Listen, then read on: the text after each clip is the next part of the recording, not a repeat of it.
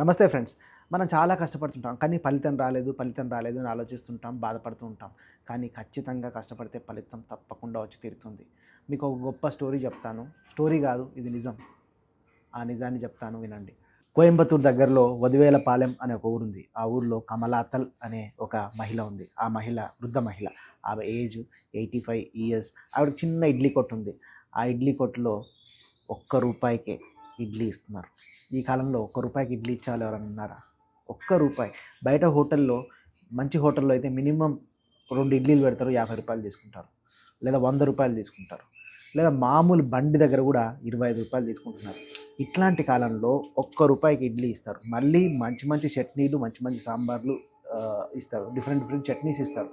అరే బోర్ కొడుతుందేమో రోజు పల్లి చట్నీ ఇస్తే అని చెప్పి ఒకరోజు పల్లి చట్నీ, ఒకరోజు కొబ్బరి చట్నీ, ఒకరోజు ఇంకో రకమైన పొళ్ళు, చట్నీలు అట్లా ఇస్తుంటారు. అంత ప్రేమగా పెడుతుంటారు. ఆమెను చాలామంది అడిగారు, ఎందుకమ్మా ఇంత బయట రూ. 20 మినిమమ్ అమ్ముతున్నారు కదా బండ్ల దగ్గర కూడా, మీరు ఎందుకు రూ. 1కే అమ్ముతున్నారంటే, ఎంతోమంది రూ. 20 ఎఫర్ట్ చేయలేని వాళ్ళు ఉన్నారు. వాళ్ళ ఆకలి కూడా తీరుద్దాం అన్న ఉద్దేశంతో నేను ఇట్లా రూపాయికే ఇడ్లీ ఇస్తున్నాను అని ఆవిడ చెప్పడం జరిగింది. ఎంత గొప్ప ఆదర్శవంతమైన జీవితం కదా ఆవిడది.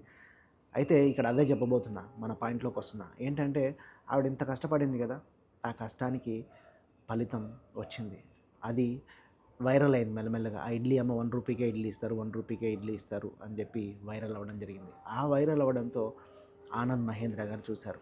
ఆవిడ మామూలు రుబ్బుతూ ఉండేది. చట్నీలు, పచ్చళ్ళు అన్ని రోకట్లేసి రుబ్బుతూ ఉండేది. కష్టపడి ఇడ్లీ చేస్తుండేది. ఒక్కతే ఓ చిన్న గుడిసె. ఆనంద్ మహేంద్ర గారు చూసి ఆవిడకు ఇల్లు లేదని చెప్పి ఒక ఇల్లు కట్టించారు. ఆ గ్రైండర్స్ అవన్నీ కావాల్సిన వస్తువులన్నీ ఇప్పించారు. అలాగే సిలిండర్ కంపెనీ వాళ్ళు ఆవిడకి ఒక సిలిండర్లని ఫ్రీగా ప్రొవైడ్ చేశారు.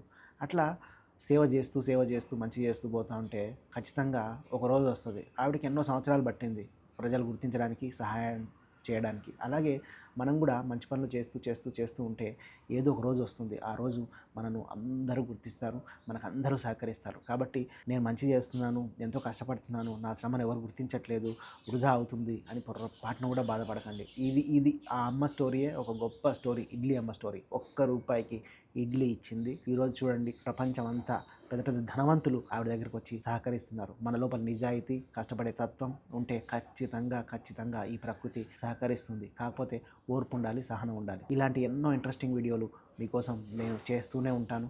లైక్ చేయండి, సబ్స్క్రైబ్ చేయండి, కామెంట్ చేయండి. ఇవన్నీ ఇన్స్పైరింగ్ వీడియోస్. ఇట్లాంటి ఇన్స్పైరింగ్ వీడియోస్ అందరికీ చేరాలి. ప్రతి ఒక్కరి హృదయాన్ని తాకాలి. ఆ హృదయాన్ని తాకాలంటే మీరు సబ్స్క్రైబ్ చేసి తీరాలి.